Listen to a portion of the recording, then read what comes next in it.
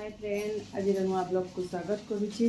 सबुदिन तो गुलू पसंद खाଇବା बनाऊँ। आज कौन बनाऊँ देखा आपको देख मो पसंद भेंडी खटा बनैली। भेंडी खटा बनवाई भेंडी प्रथम भल से भाजी नेली। भाजीगला तादेह टे सोरिष बटा देदेबा आंबुल देखिए खटा करवा सोरिष जीरा पियाज रसुण पकईके बाटी आपण मैंने कौन पकई बाटती कमेंट करेंगे। फ्रेंड मैंने आसला मोर भेंडी कटा जेहेतु मो स्वामी को सोरिष बेसी पसंद नुह मु अल्प टिके सोरिष पकई अल्प टिके आंबुल भी पकई दूची। टिके समय फुटीगला आमर रेडी हो भेंडी खटा भेंडी सोरिष खटा। देखो फ्रेंड मैंने केते सुंदर ये मोर बनिक रेडी होगा भेंडी खटा मोर फेवरेट। मु भावुची बहुत लोकंकर एमती भेंडी सोरिष खटा फेवरेट थिबो। को मन को भेंडी खटा पसंद कमेंट करेंगे।